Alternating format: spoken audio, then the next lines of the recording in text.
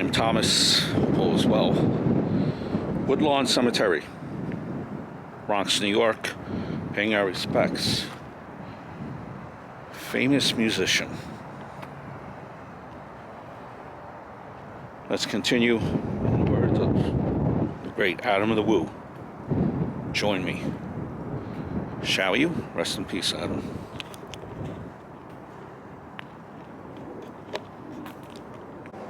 Now, as of recording of this video, it's right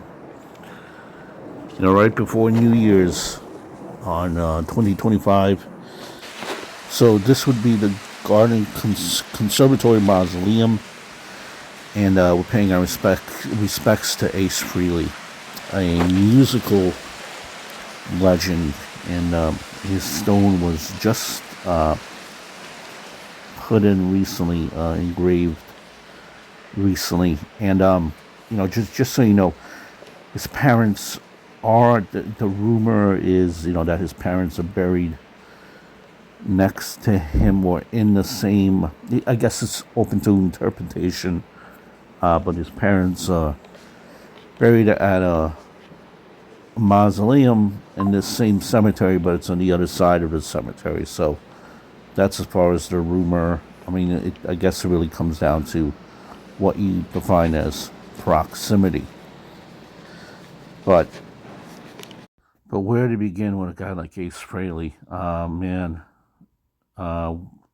Frehley was a god, for lack of a better word. Musician, songwriter, guitarist. One of the original lead guitarist, co-founding member of Kiss. He was born in 1951 in the Bronx here in New York, and he developed really an early passion for music and kind of taught himself to play guitar. He co-founded Kiss in 1973 with Paul Stanley, Gene Simmons, and Peter Criss. And when he joined Kiss, he came up with the persona of Spaceman, or Space Ace. His, what I would call, distinctive guitar playing, his solos were very flashy, very unique, and use of effects really helped define the band's sound and stage performance. If you look at Kiss, and there's so many different ways you could go when you speak about Kiss, but Ace wrote and sang several of the classic Kiss songs, right? And "Shock Me" was one. "Rocket Ride," "Cold Gin," I think is definitely another one there. He wasn't with the band for a very long time. Things happened, and he left the band in 1982, and he had a very successful, I would say, solo career. And he released a couple of albums. In 1987, Frehley's Comet. You had Trouble Walking, which was in 1989.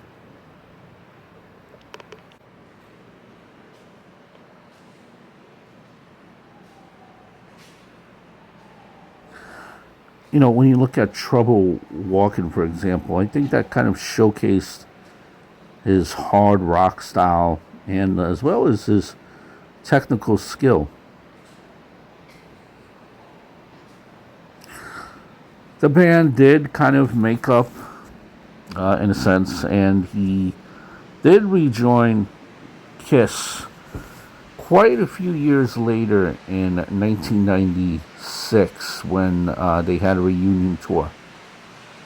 And he did appear again on some later tours as well. But he did eventually kind of pursued solo work again. 2014, he was inducted into the Rock and Roll Hall of Fame as a member of KISS, and very a influential figure in music. I believe he did stay here in the New York area. He grew up here in the New York area. Kind of stayed with his roots here in New York. So if you're following along, as we're coming to the final resting spot of Ace, you go through the main door. It was a little bit complicated to find, right? But we're going to go through the main door and stick to your left. You're going to pass the angel, and then when you pass the angel, you know that you're in the right direction. And it's right after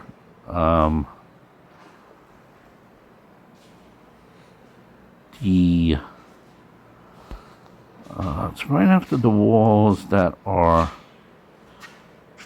Here we go. Here's the final spot for Ace. It's right after the gray walls there. When you stick to your left, past the angel and the fountain there in the middle of the mausoleum when you walk through the main door. So stick to your left, past the angel,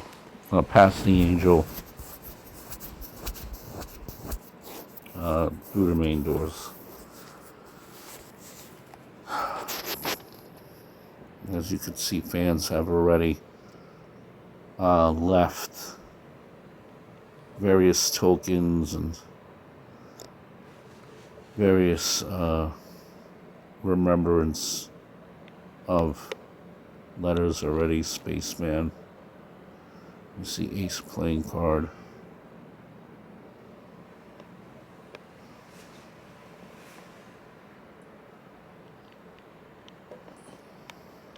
So I talk about his technique with with guitar, right? And Ace said a while back, I think it was in an interview with Rock and Roll Experience magazine. He said to the effect that he's a anomaly, unskilled musician, doesn't know how to read music, but yeah, he's considered one of the most famous guitar players in the world. He said something also to the effects of that, I play guitar in such an unorthodox way, and he's never taken guitar lesson.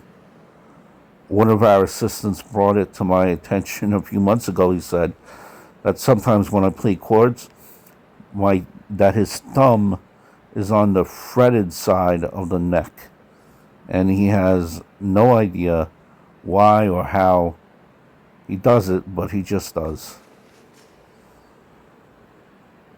So, very gifted musician was Ace. Just a man, too, with just a lot of cool experience. Did you guys know, by the way, too, that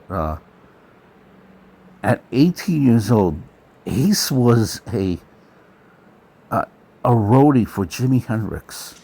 At just 18, imagine all the stories that he was able to tell just because of that, right?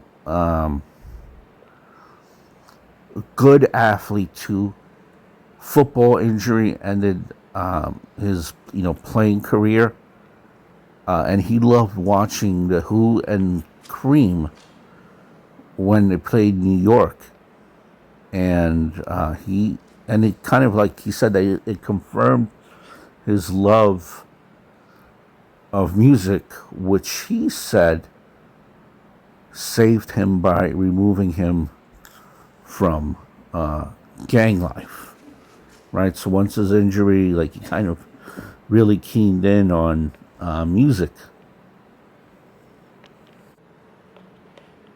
Yeah, I mean, so there is just really so many. We could be here for hours speaking about Kiss, and I just want to give you guys a brief overview here. Again, it's Woodlawn Cemetery in the Bronx. There are various other famous people buried here as well. And Kiss, again, just had a lot of its origin. A lot of places I plan to show you guys here down the road in regards to Kiss.